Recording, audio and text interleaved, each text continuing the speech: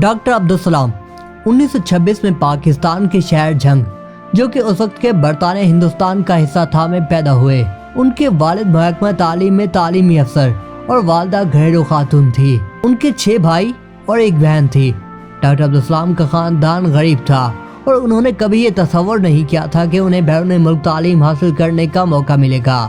Doctor Abdus Salam نے matric میں اچھے نمبر حاصل کیے، تب ان کی عمر سے 14 سال تھی۔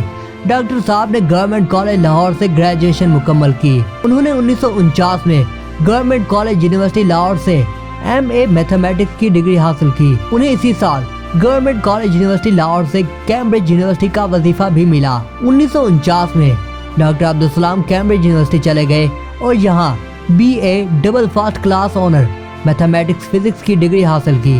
1950 میں ڈاکٹر عبدالسلام کو کیمبرج یونیورسٹی کی طرف سے فزکس کی شعبے میں نمایاں خدمات کے اعتراف میں پرائز سے بھی نوازا گیا۔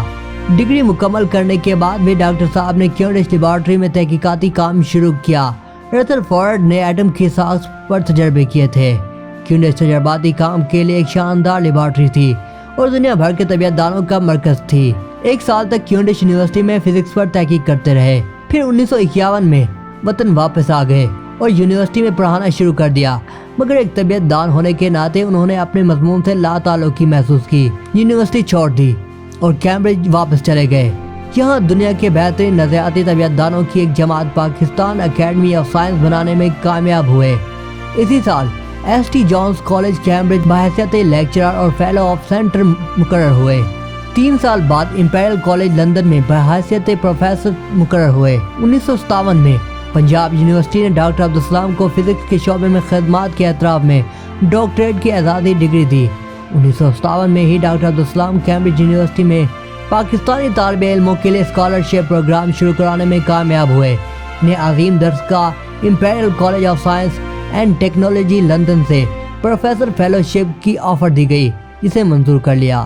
ڈاکٹر عبدالسلام نے تھیوری آف دی نیوٹرونز پر کام کیا اور تھیوری آف نیوٹرون چیلسمنٹری پیش کیا، جو کہ تھیوری آف الیکٹروویگ انٹریکشنز میں اہم کردار ادا کرتا ہے، کو پیش کیا۔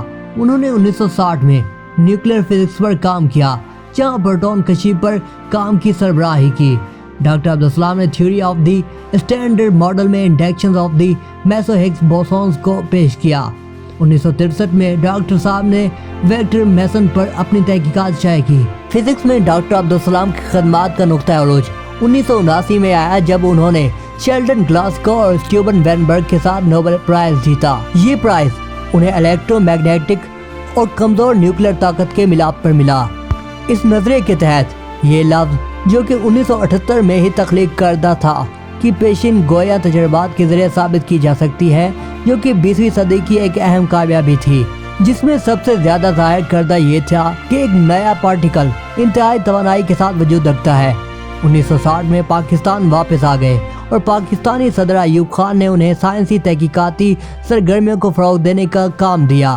تب پاکستان میں تحقیق تقریباً نہ ہونے کے برابر تھی اور سائنس کے شعبے پر صرف 0.3% خرچ کیا جاتا۔ پاکستان اٹامک انرجی کمیشن کو ایک کمرے سے شروع کیا گیا، جس میں فزکس پر 10 سے بھی کم سائنسدان کام کیا کرتے تھے۔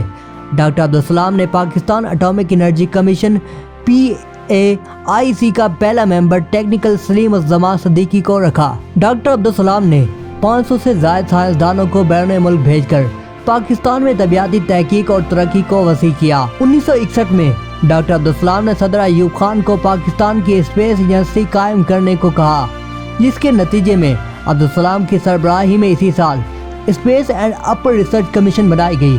1967 میں ڈاکٹر عبدالسلام نے قائد اعظم یونیورسٹی میں انسٹیٹیوٹ آف فزکس قائم کیا۔ نومبر 1961 میں ناسا نے بلوچستان میں فلائٹ ٹیسٹ رینج بنائی، جس کا ٹیکنیکل ڈائریکٹر ڈاکٹر عبدالسلام کو رکھا۔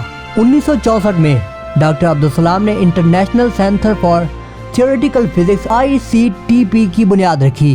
1965 میں ڈاکٹر عبدالسلام کی کاوشوں سے کینیڈا اور پاکستان کے درمیان نیوکلیئر انرجی کارپوریشن کا معاہدہ طے ہوا اور کراچی میں نیوکلیئر پاور پلانٹ تعمیر کیا گیا۔ 1965 میں ہی ڈاکٹر صاحب کی بدولت یونائٹڈ اسٹیٹس اور پاکستان کے درمیان معاہدہ ہوا اور یونائٹڈ اسٹیٹ نے پاکستان کو ایک چھوٹا نیوکلیئر ریئیکٹر فراہم کیا۔ ڈاکٹر صاحب پاکستان میں نیوکلیئر انسٹیٹیوٹ بنانا چاہتے تھے، چنانچہ انہوں نے اسلام آباد Pakistan institute of nuclear science and technology کی بنیاد اٹلی میں رکھی اور اس میں ڈائریکٹر کے طور پر کام کیا۔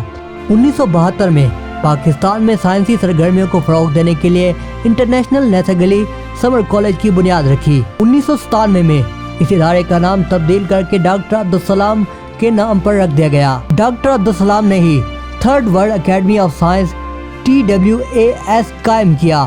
1976 میں جب پاکستان پارلیمنٹ نے احمدی کو غیر مسلم قرار دیا تو ڈاکٹر عبدالسلام احتجاجی طور پر پاکستان چھوڑ کر لندن چلے گئے، لیکن لندن جا کر بھی وہ پاکستان سے اپنا تعلق منقطع نہ کر سکے اور پاکستان کی سائنسی سرگرمیاں جاری رکھی۔ 21 نومبر 1996 میں 70 سال کی عمر میں ڈاکٹر عبدالسلام کی وفات شدید علالت کے باعث آکسفورڈ لندن میں ہوئی۔ انہیں پاکستان میں ہی دفن کیا گیا۔ ڈاکٹر عبدالسلام نے اپنی تحقیقی سرگرمیوں سے پاکستان کو ترقی کی جانب گامزن کیا اور ثابت کیا کہ وہ ایک سچے پاکستانی تھے۔